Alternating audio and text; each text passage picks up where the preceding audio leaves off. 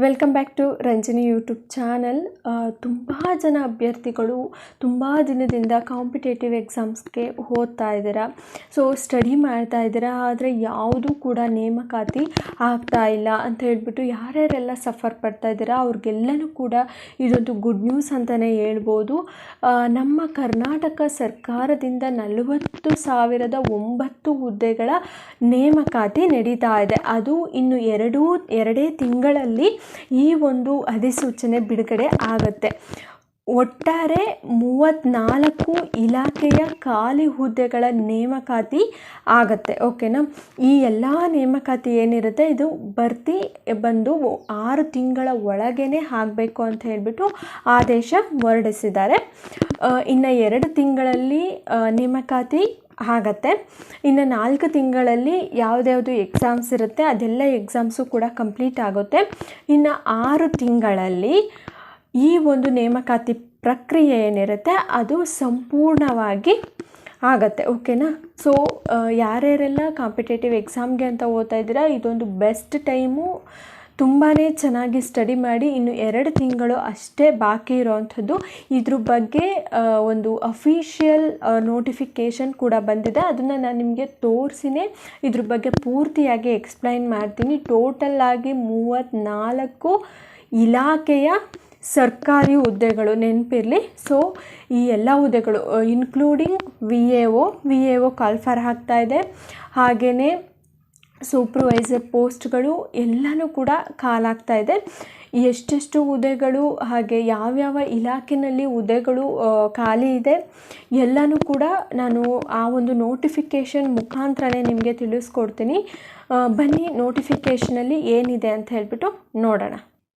ನೋಡ್ಬೋದು. ವಿಷಯ: ರಾಜ್ಯ ಸರ್ಕಾರದ ವಿವಿಧ ಇಲಾಖೆಗಳಲ್ಲಿನ ಖಾಲಿ ಹುದ್ದೆಗಳ ನೇಮಕಾತಿ ಪ್ರಕ್ರಿಯೆಯನ್ನು ತ್ವರಿತಗತಿಯಲ್ಲಿ ಪೂರ್ಣಗೊಳಿಸಲು ಮೇಲುಸ್ತುವಾರಿಗಾಗಿ ಉನ್ನತ ಮಟ್ಟದ ಅಧಿಕಾರಿಗಳನ್ನು ನೇಮಿಸುವಂತಹ ಬಗ್ಗೆ. ಅಂದರೆ ಖಾಲಿ ಹುದ್ದೆಗಳನ್ನು ನೇಮಕಾತಿ ಮಾಡಿಕೊಳ್ಳೋದಕ್ಕೆ ಅಧಿಕಾರಿಗಳನ್ನು ನೇಮಿಸೋದ್ರ ಬಗ್ಗೆ ಇಲ್ಲಿ ನೋಡ್ಬೋದು. ಪ್ರಸ್ತಾವನೆಯಲ್ಲಿ 2023-2024 ಸಾಲಿನಿಂದ ಇಲ್ಲಿವರೆಗೂ ಇರುವಂತಹ ಖಾಲಿ ಹುದ್ದೆಗಳಾದಂತಹ 40,009 ಹುದ್ದೆಗಳನ್ನು ಭರ್ತಿ ಮಾಡೋದಕ್ಕೆ ಆರ್ಥಿಕ ಇಲಾಖೆ ಸಹಮತಿ ನೀಡಿದೆ ಅಂತ ಹೇಳ್ಬಿಟ್ಟು ಹೇಳಿದ್ದಾರೆ.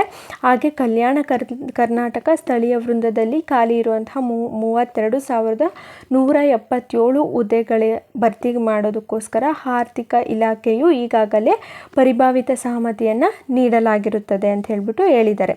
ಹಾಗೆ 17 ಇಲಾಖೆಗಳಲ್ಲಿನ ನೇರ ನೇಮಕಾತಿ ಮೂಲಕ ಭರ್ತಿ ಮಾಡಬೇಕಾಗಿರುವಂತಹ ಹುದ್ದೆಗಳನ್ನು ಭರ್ತಿ ಮಾಡೋದಕ್ಕೋಸ್ಕರ ಮೇಲುಸ್ತುವಾರಿಗಾಗಿ ಸರ್ಕಾರದ ಅಪರ ಮುಖ್ಯ ಕಾರ್ಯದರ್ಶಿ ಹಾಗೂ ಅಭಿವೃದ್ಧಿ ಆಯುಕ್ತರು ಈವರೆಗೆ ಜವಾಬ್ದಾರಿಯನ್ನು ನೀಡಿ.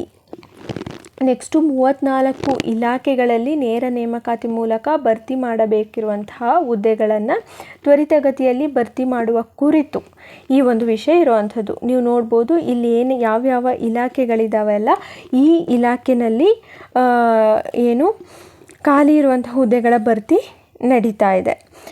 ಯಾವ್ಯಾವ ಇಲಾಖೆ ಅಂತ ಅಂದರೆ ಅರಣ್ಯ ಇಲಾಖೆ, ಕಂದಾಯ ಇಲಾಖೆ, ಆರ್ಥಿಕ ಇಲಾಖೆ, ಮಹಿಳಾ ಮತ್ತು ಮಕ್ಕಳ ಅಭಿವೃದ್ಧಿ ಇಲಾಖೆ.